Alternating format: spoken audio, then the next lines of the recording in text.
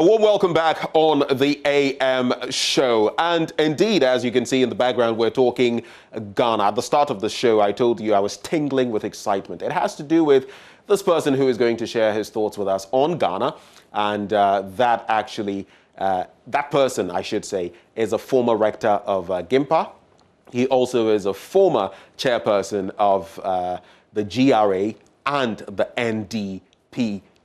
And he shares his thoughts on myriad matters. Professor Stephen Adei is our guest this morning. Prof, thank you very much for making time. You are welcome. To interact with us once more. Thank you. So, Prof, let's start from here. When I came into your hall, inquisitive as I am, I started looking around and I saw this Eastern Standard midweek, and all the way from June 2002, June 19 to be specific. It talks about your background growing up in Shrimwase and how you actually overcame poverty to become the figure that you are now. Today you're a beautiful kente, but the story hasn't always been that good, that rosy. Tell us a tiny bit about the circumstances that you grew up in. You didn't even have textbooks going to school, did you? No, I didn't have textbook of my own, but I had textbooks to read because the teachers always allowed me to use their textbooks. Because by God's grace, I was not too daft. And when the teachers were lazy, I helped them in teaching my fellow students. So I always had access to the teachers' books. But I don't want to make too much of my background because at that time, that was almost the norm in the average village. We were, yes, by your standards, very poor. But we never went hungry because we were farmers and we had our own food. What we lacked were what we call the amenities of clothing. You have only one cloth a year. Your school uniform, you have only one. If you get torn, you patch it until the end of the year and the rest. But the people around were no better, so you never felt poor. The only time I felt poor was when first I got admission to Opokuwari, I couldn't go. Prempeh College, I couldn't go. Agri Memorial, I couldn't go. And in Fansipim. You got admission to all of these all of schools, them. And you couldn't go? Yes, because of poverty. That is the only time, and I was 16, about from 14 to 16 years, and every year I would try and I'll get admission. So that was the only time it occurred to me, because I was the first boy.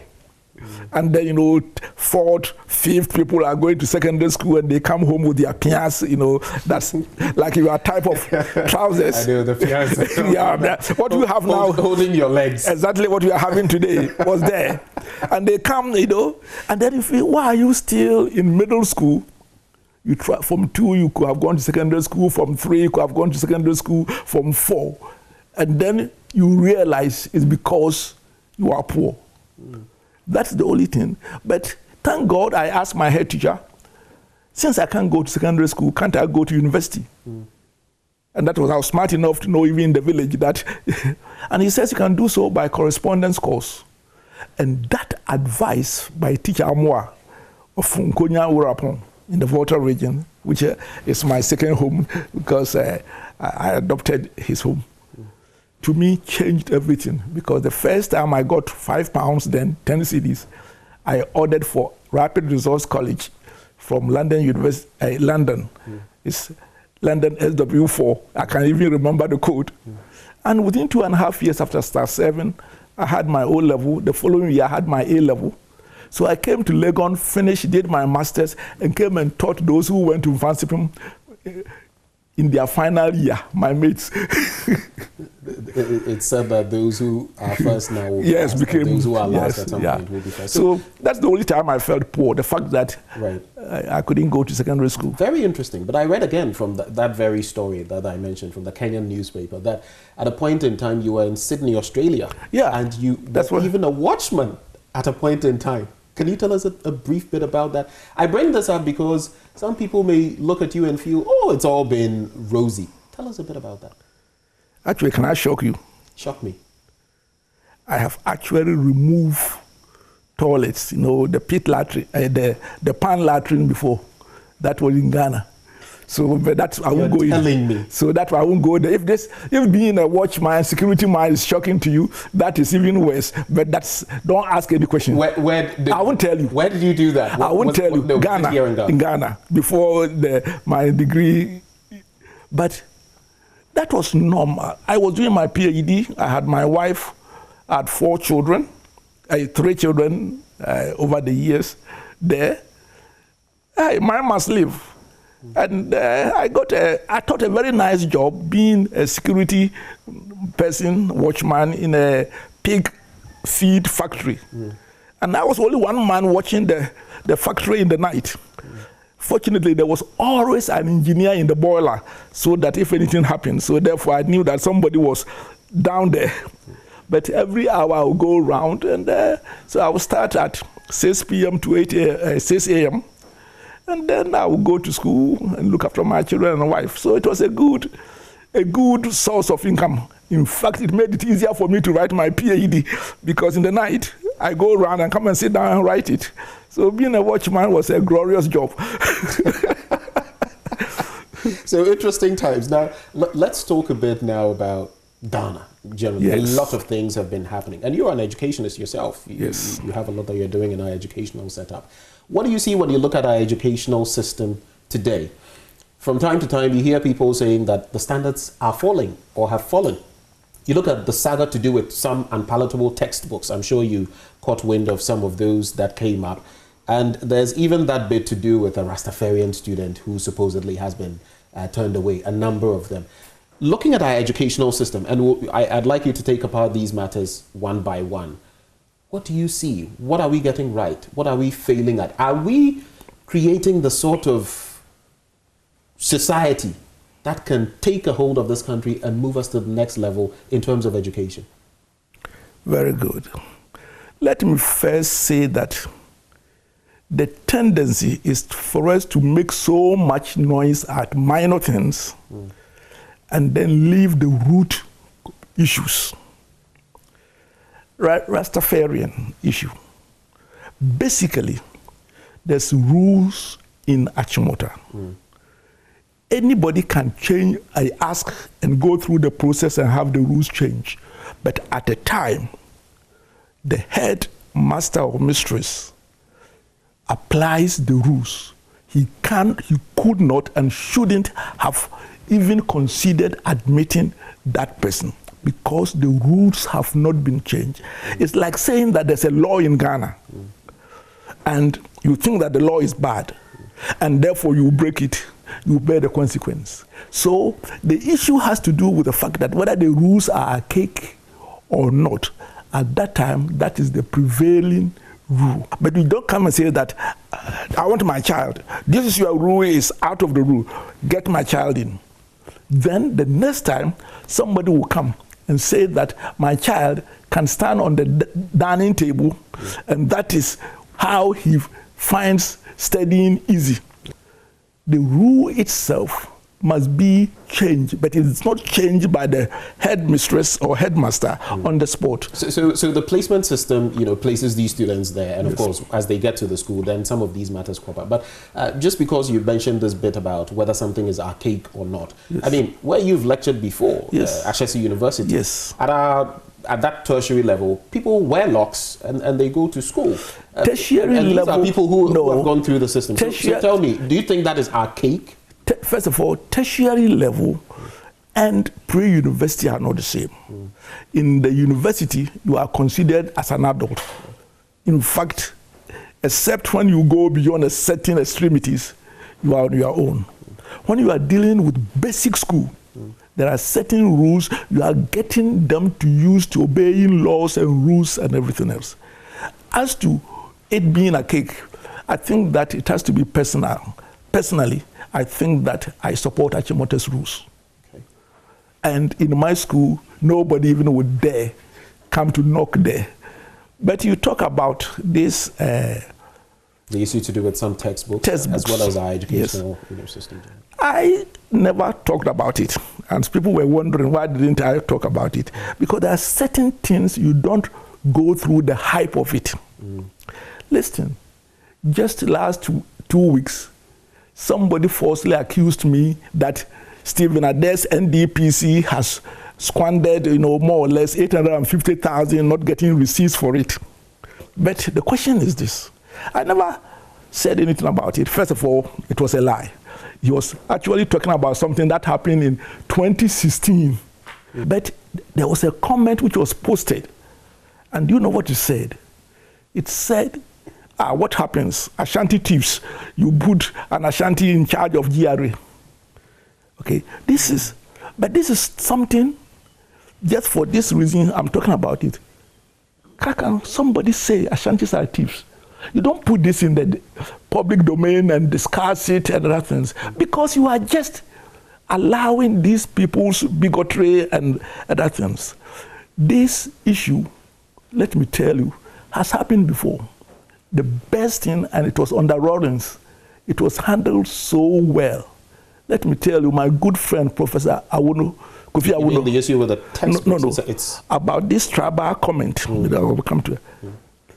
Professor Kofi Awuno, when he was the Ghana ambassador to Brazil, wrote a very bad tribalistic book insulting other tribes and other things. Do you know how it was handled under Lawrence? That book was banned for distribution in Ghana quietly, and nobody, apart from some of us who were grown and had opportunity to get access to some of it and read it, never had anything. And I believe that when things... But to be fair, Prof is not with us to be able to defend himself. No, the book was published. This is not, when that's academic work, whether you are dead or not, it's an issue. But the point I'm trying to make is not his tribally oriented book, but the fact that Lawrence's government did extraordinary. They immediately made sure that that book was not distributed and other things, and was quietly done. I believe that as soon as this unfortunate statement was made, if I were in authority, immediately you just ban it, quiet. Let not it even come into the public domain. But when it comes to the Ghana education, I say that these things are distractions. The basic issue, and I continue hammering it, is that the quality of our 80% of our public basic school, the old basic school, that's up to primary to JHS, it's so horrible in the villages. Our teachers are not teaching. Supervision is so bad that actually we are only producing time bomb, because these children, they go to even secondary school these days, and let me tell you, I have evidence to that effect. In the villages, my village, you go to Akwansrem and other things, all of them, they pay the teachers, they pay the vigilators, they pay the police and other things, and they get straight ones. And then they get admission to Achimota, Prem, Fancy people, because now they have to take a certain quota from them. Then after 3 years, they all come home with total failure, not because the schools are not good, but because these people can't even understand the language and government school they just go through. And the reason why it pains me is that the teachers are qualified, they are capable, but they refuse to teach. And because they are getting away with murder.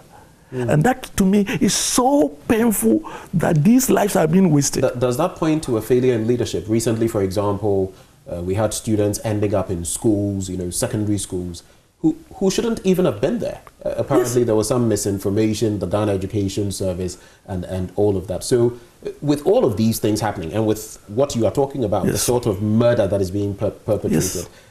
What do you think ought to be done? What should the Education Minister, Dr. Yawedu Chum, and others, what should they really be doing to remedy the situation? Well, I have always asked for the same. They should do exactly what is being done in what I call the poor private schools. Because when we talk about private schools, Accra Ray Church, Christ the King and that things, they are very few.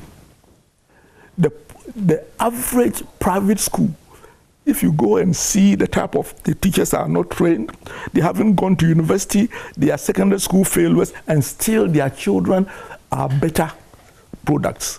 And it all has to do with supervision and accountability. And I believe that we must decentralize the basic education system. The teachers don't want it, but we should not do their bidding.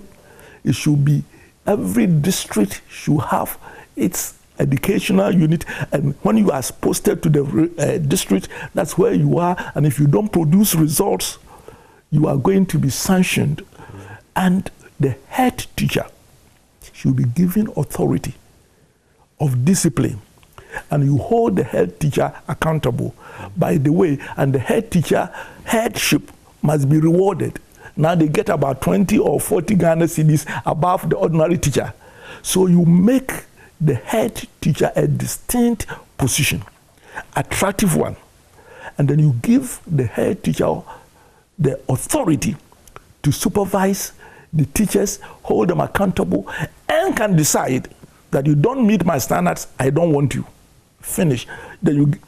And let me tell you, without adding a pesewa in expenditure, apart from the little incentive to the head teacher, within 1 year, the whole education system will be transformed. And once their basic education, people get the requisite numeracy and literacy, the rest is cocoa.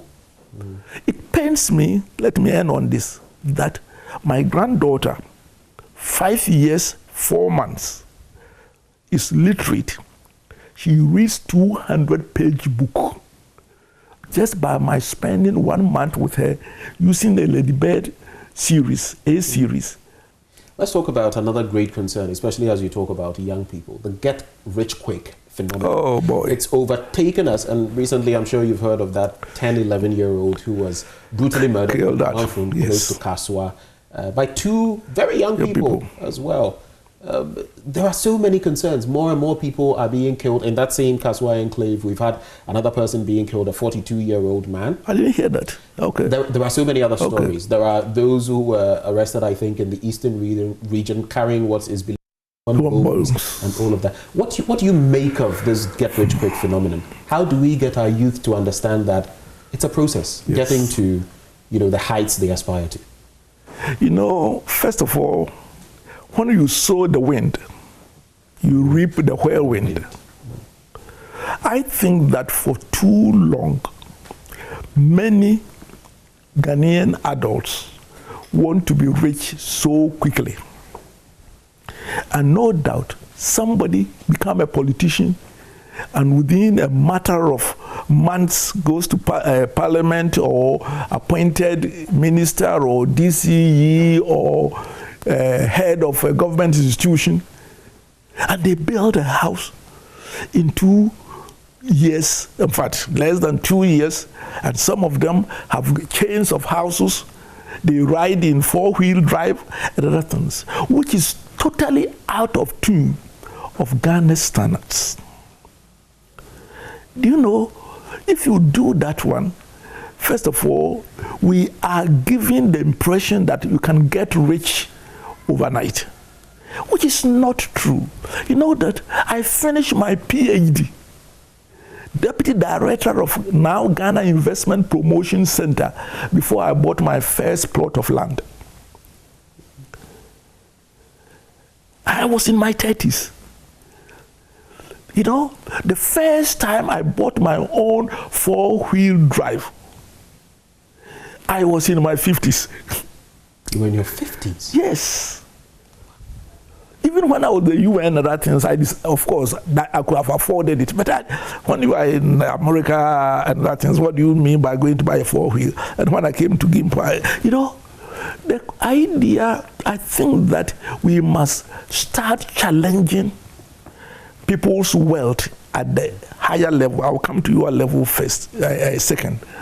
And I think that we must probably change our tax laws and our laws so that people should be accountable for their wealth. And let me tell you, I'm a capitalist. I believe in acquiring wealth and making it. Yeah. If you, out of your sweat. Let me tell you, I can't say that this is my house, you have come, it's a poor man's house. But let me tell you that I still have my file, and if you want, I can just go to my room and bring it to you. Every peso I used in building this and the source of the money for 12 years, the file is still there. So I am not saying that people should not work hard and enjoy the fruits of their labor, but there's something fundamentally wrong, whereby by political connections and associations and other things, people overnight get rich. And then we honor them. You know, he goes to a glamorize yes, wealth. Thanks for giving me the right words, glamorizing it. So that is side. And I think that this is something we must see it in totality. Then I believe that we must, at our school level, we must start inculcating some ethic that you don't become, there are only two people who will become rich overnight. Armed robbers and other people who move name or reserve if you cannot discern it. You know, that it takes time because wealth should grow with you. But this, when people are in their teenage years looking to be millionaires, Sakawa is something that is must be confronted nationally at the educational level, at the parental level, and at the legal level. Or it will require a lot of things, and of course at the religious level. And we must make it a national crusade because we are about to have a pandemic.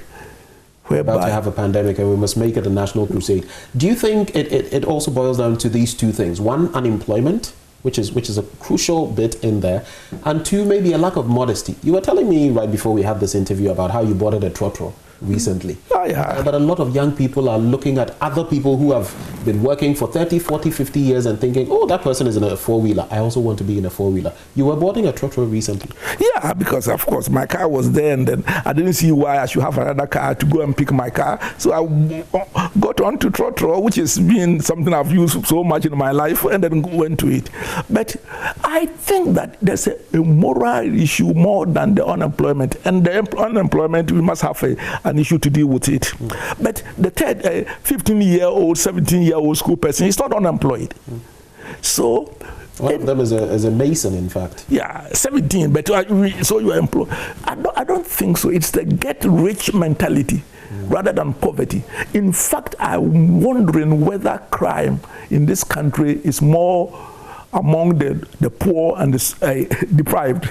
Oftentimes, high-level crimes are committed by people who are not that well off. And in any case, it never occurred to us when we were poor that because I'm poor, I should kill somebody or I should steal. But when you have the idea that no matter how you get rich, you will be adored by the society, something has gone wrong.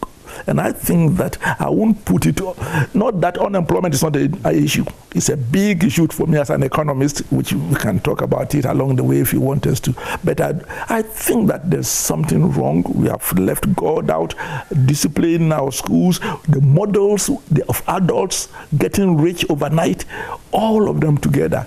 And they are coming to, is that the English you say, coming to roost? Ah, yeah. The chickens have come to roost. Roost, yeah.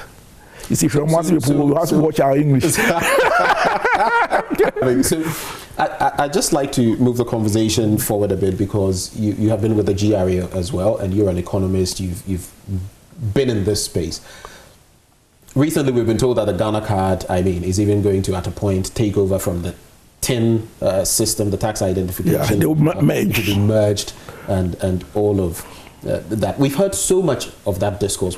How do you feel all of that is going to aid us in raising taxes in Ghana? First of all, let us not put too much on one leg. There's no doubt at all that the national identification system will then, and the TIN all together, social security badge together, means that we know every Ghanaian. all the four of you here will be known. And therefore, we can ask Ben, you know that it's illegal at the end of this month if you have not filed your tax. So I may come after you. So that allows easy identification. Then if you complement it with the fact that every building is now going to have a unique identification. So you can't say that you live in a Trasaco house and yet from your tax record you earn 30,000. That is not sufficient to meet get a house in Trasaco. No, to meet your electricity bill. Therefore, we can say that Joe Broke, you live in Trasaco. With this lifestyle, the minimum salary or income you earn, not salary because there are other sources of income, will not be less than 1 million. Then we will put a tax on you, but you can prove otherwise. So it makes easy, but there's more to it. There's enforcement, identification, and other things. So we shouldn't think that this identification by itself will solve the problem. I think that we should, because Ghana, we should be having about 20% of our GDP in taxes. Then we don't have to go out borrowing. Then we can finance our development from within. At this moment, we are about 13%, 13.5%. That, in other words, more than a third of our taxes are not corrected. And we are not talking about poor people. We are talking about people who have income earners who are escaping the tax. Must pay. You know. Let's talk about the ordinary Ghanaian and whether he is being overtaxed. Interestingly, the CDD Afrobarometer came out with a report recently that a lot of Ghanaians, maybe a third of Ghanaians, are willing to pay their taxes and even pay more. But there's a catch there. They want to see what their taxes are used for. Yes. In their favor, because that is what is expected. Now, we have the NHI levy, 1% that has been added on. We have the COVID-19 levy and all of that. Is the ordinary Ghanaian being overtaxed, would you say? And what do you think about our current tax regime? Now, my answer is this. Even all these together, the average Ghanaian tax rate, I mean, those in the urban centers or the modern economy, I would say it would be about maximum 15% of their income. That is not overtaxing. But you know, the tendency is to look at this one. That is why, in fact, left to my own, and I'm not the government, I liked VAT, which is across the board, and then rather than these small even that people complained about is the yes, but what I'm saying that, have you ever seen the farmer complain about that? It's all against the maybe they've not complained to you. But let me say is that we must calculate the effective tax rate. And the effective tax rate, for example, in people at my level, is 30%. When I was in the UN, the effective tax rate was 45%. I come to Ghana now that I pay 30%. So in fact, my marginal tax rate, because I am in the higher income group, so it is not so much, we make so much political noise. The effective tax rate is not high. But even for business people, for the people in the higher end, yes, or on the higher end, yes, if you like, on the back of COVID-19, a lot of businesses have collapsed, people are suffering. Should we be levying people more at a time like this? Should we still maintain road? Should we still have hospitals? Should we have electricity? People have an idea. That's why our debt rate is ballooning. Think that the government has the money somewhere. Actually, at the end of the year, the government has zero money. People are spending so much, even in terms of facilitating our debt. Yes, what I'm saying is that at the beginning of the year, a government has zero money. Every other money going to be spent in the year will have to come from taxes or borrowing. Of course, if you continue borrowing, which we are now spending about 35% or so on servicing debt, then next year you are even worse off. So the only way route is Ghanaians paying our way.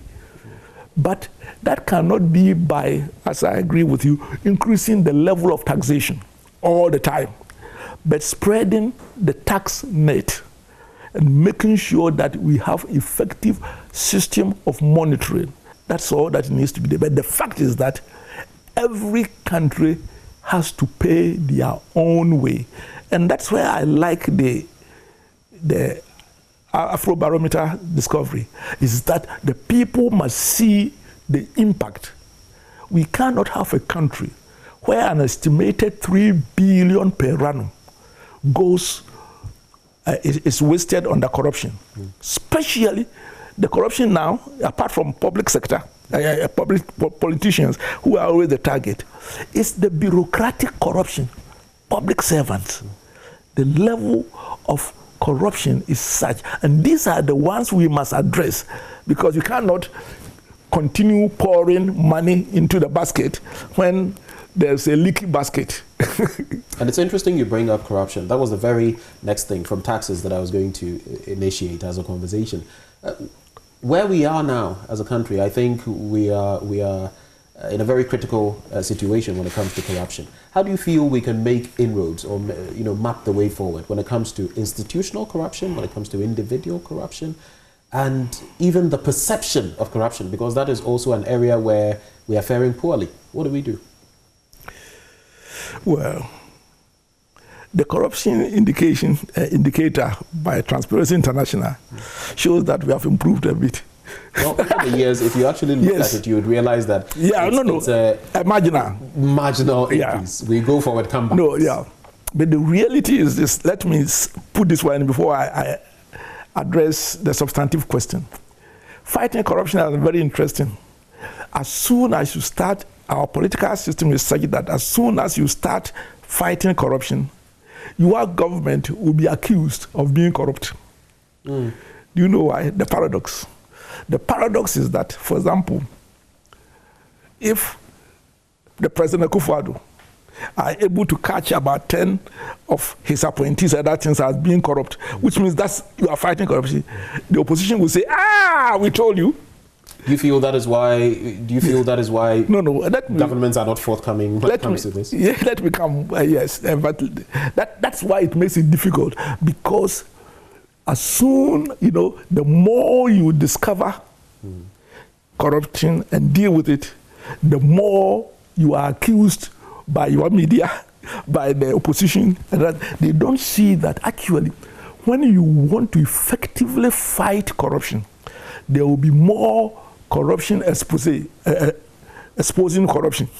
So there's a paradox. But Prof, I have a brief take on this. I feel rather that, especially in our Fourth Republic, we've never had really a leader who has gone all out to buttress the example you are citing, to say that, I was bringing out my own people, maybe I initiated moves, and because they are being exposed, now I'm being accused of corruption. We don't have such an example. In fact, you go and speak to ordinary people and they say, we wish we had someone like that who would be willing to say, I have set up mechanisms and they have trapped my own people and I'm exposing them. We don't see that.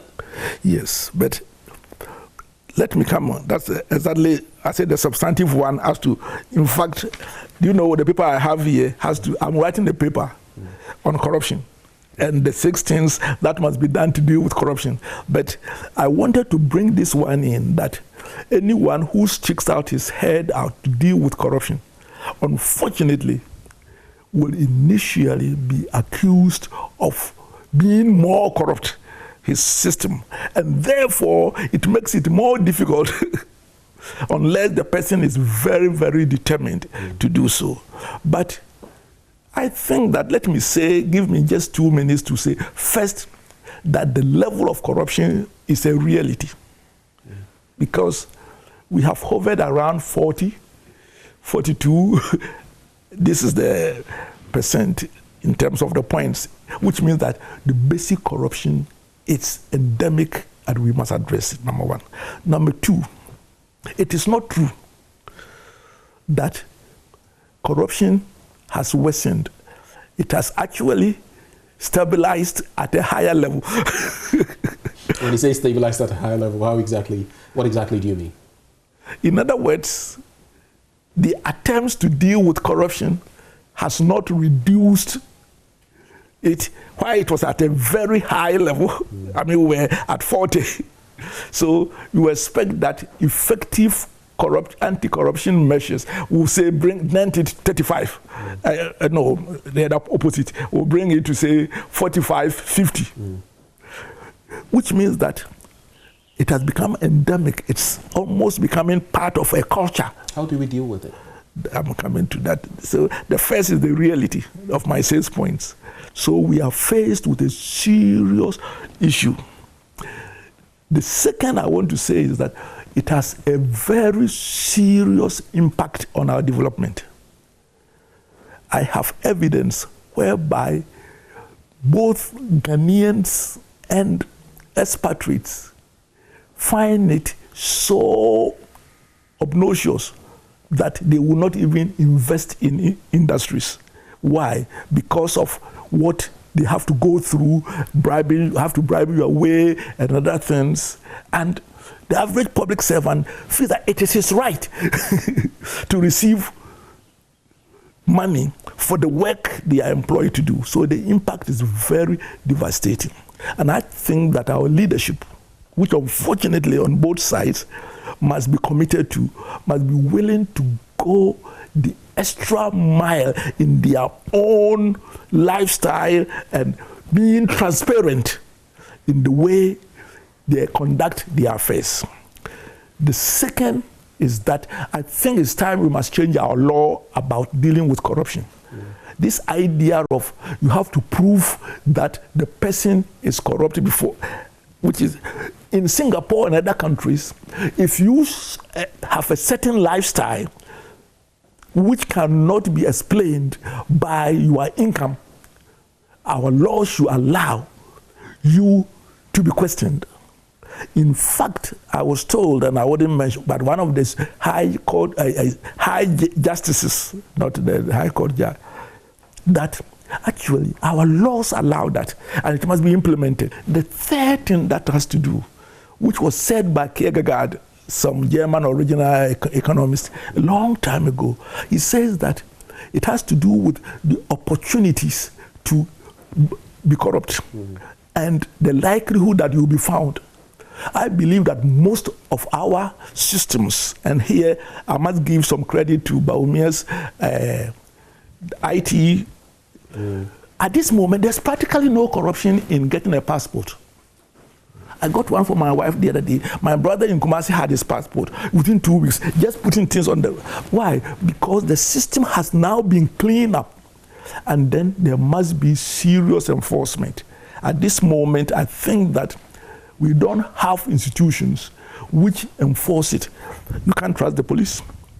The special prosecutor started, and we are not seeing much about it. Shrag. He eventually, decided it wasn't working. And but the office is still there. The Auditor General has also had. Remember, the office is there. So I'm talking about the office, the Office of Special Prosecutor. So we must strengthen the institution.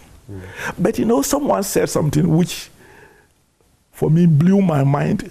He says that where you have found corruption low, it means that you have leaders whose only commitment is to leave their country developed and not willing, not for themselves. And I believe that at the bottom line, corruption is a leadership issue. A lot of Ghanaians now are sweating it out, literally, because they are sleeping in darkness. And I thought that it was sweating it out means that afternoon sun. No, this time it's a reality. People send me pictures all the time. People post photos of, look at my daughter sweating, and she says she's hot, and all of that. It appears this humdrum life of those who send to you saying this and ECG saying that and all of that is becoming a reality again. What do you think of our energy situation? Well, it's an area I'm not an expert in, so I'm giving my common man's view about it. Do you have a generator here? Yes, I've. Right where 10 years ago, it was part of my infrastructure. So it wasn't because of the doom. So you never have to sweat it out, but a lot of people do. But interestingly, I don't use it. Look at around. There's no air conditioning in this house. I'm not in that category whereby you have. I don't use air conditioning in my house. Look around, there's nothing at all. In fact, my fan. 3 days ago, I had one of the outer hall. The fan was on. And I came, somebody has visited me and I asked them, and I said, oh, okay, you are one of those people, we don't use the fan either. But that is not the case. I shouldn't detract from the fact that almost everyone who sent you that, you will see that is in your category. The people who are air-conditioned rooms and other things, so serves you right. But the fundamental issue, and at this moment, by the way, since let me just say that I've also stopped using my ACs for other reasons. Okay, the economic reasons. I use a fan. Yes, but interestingly, when this June saw like of recent time, my generator has broken down, and therefore I have so I've been experiencing exactly what everybody, and that was a big generator, and they are asking for 7,000 to repair. It will take some time. I think that I will sweat it out for some time. But the reality is this. There's no doubt that economists, I don't care about this sweating, economists run on electricity. The cold store, the barber, the school, everything runs on, modern economies run on electricity. And therefore, you cannot trifle with electricity. And therefore, what is happening, whether Dumso has returned, this argument I hear on your news, Dumso hasn't returned, no, it is this and other things, irrespective of it, it's not good for the economy, it's not good for revenue correction, and it's going to lead to more borrowing to finance this. It must be resolved quickly. You have a school, the Ghana Christian International Senior High School, and a lot of let me correct it. And I'll get to that point. A lot of people say no. Let me correct it. Okay. You and your wife founded a school. We don't have a school. It's a non-for-profit. We don't have a school. We founded a school. Now go on. I was about to get to that because it's a well-established school. Thank God. There's been a lot of praise for it. I mean, ministers and the others. There are so many prominent people in society who have their children schooling there, and your school is doing really well. But one thing that I've realized is that the road to that stretch to your school is in a very bad state. What are you going to do about that? I know people before this interview who actually told me, "Oh, you're going to speak to Prof. Tell him the school, no, but the road. The road. First of all, in case Honorable Amwakwata hears this, that when I meet him, I'll kill him. Because for 3 years, every time he meets me from a distance, he says, "Oh, Stephen, Ukwano, your road is going to be done." So, therefore, he must hear this that's what your clients are saying. And I didn't prompt him.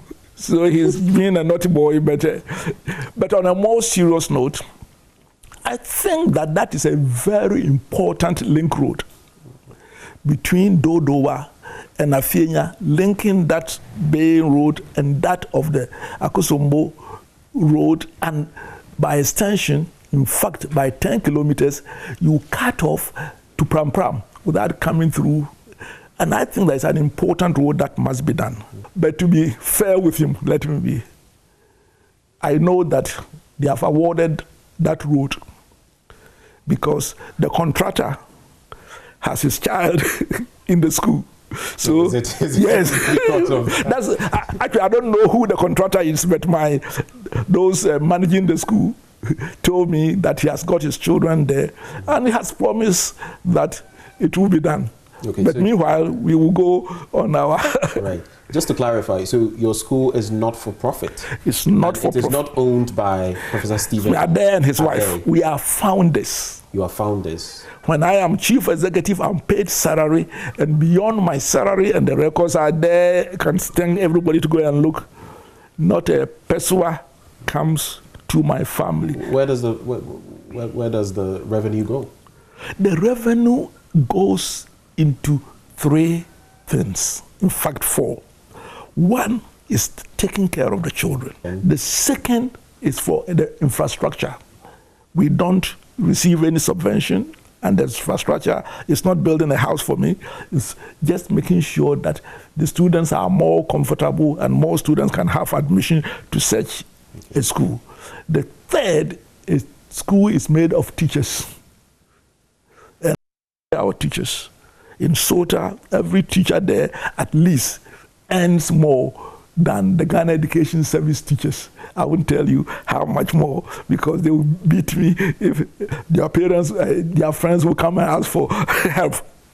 The fourth is what I mentioned.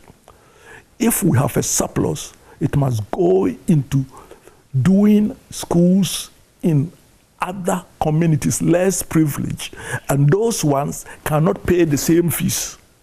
You won't believe that the one in my village, which is mainly a day school, every child pays only 1,350 Ghana cedis for a year, including free transport, free food, free school uniform, everything. And each one of them is subsidized about 3,000 a year. So that is all the money. And we want to set it up so that when I die and my wife dies, the school will continue. Because my children cannot go there and say that, hey, Yale, my children will not inherit the school. Interesting, very interesting discussion. We've had some things we've never heard, at least as far as the school is concerned, because I think most people have felt the school was yours. But thank you so much for interacting with us. And we look forward to a lot more for you. You say you're what, 72 months and 72 years and 5 months today. That's why I'm celebrating. I guess you celebrate your birthday every month. Yes, me and my wife. Because my wife reminds me of my monthly anniversary, and on Saturday she's going to be 72, so we are going to celebrate her also. But it's always quiet. We don't bring it. Only her 70th. I decided, because we had written a book in her honor. Right. We wish her a happy birthday in advance. You can let her know that. Oh, good. Thank you so much for interacting with us, Professor Stephen Adei, and we pray for long life for you, so you keep doing what you've been doing. But can I make one plea? Sure. The plea is this. You responsible media houses, and I'm talking about Joy FM, Peace FM, City FM, which are the ones, I don't know. So you might. Yes. Please, don't allow any false, unverified information to be broadcast through you. Because we are going to have a national crisis whereby some falsehood may be put out there about a tribe, about an individual, and other things. Even when it is retracted, it still goes out. And you believe that for more than 13 years, people still quote Egbert Fable that I'm not a professor. I hold a double professorship. I'm a professor emeritus of Ashasi University, and yet people question, because Egbert Fable decided in his exuberance and trying whether to get a political favor or other things, to put a falsehood in the public domain. And I believe that now it is worse. And many, and especially the politicians and those call-in people and the commentators, unless you help us, one day this nation will be in trouble. One tribe will be pitched against one tribe, and already we have two bad tribes in terms of getting at each other. Do you know them? You told me. NPP and NDC. Let us not fuel the divisions in our country. And the media people have such a big role. It's a plea. It's not a matter of me. When you say something wrong about me, time will tell. Because by God's grace, I will not steal a penny and other things. If you say I'm ugly, it's only my wife's view about me matters. But I plead with the media that you can help us to be credible. Let us fight corruption on the basis of evidence, because the reason why I'm working on this manuscript is that unless we have a fact-based thing, we will continue allowing NDC thinking that MPP is more corrupt, NPP thinking that NDC was worse in their time. Let us look at the facts and let's have a Ghana First coalition, and the media must be in the leadership. And you can rest assured that at the Multimedia Group, all of us, that is something we strive after, to ensure that we put out credible information, only what is credible. I was using your media to address the media, not multimedia specifically. I know. Well, thank you so much, Prof. It's a pleasure. For your time. Always very insightful. And wish you the very best. You too.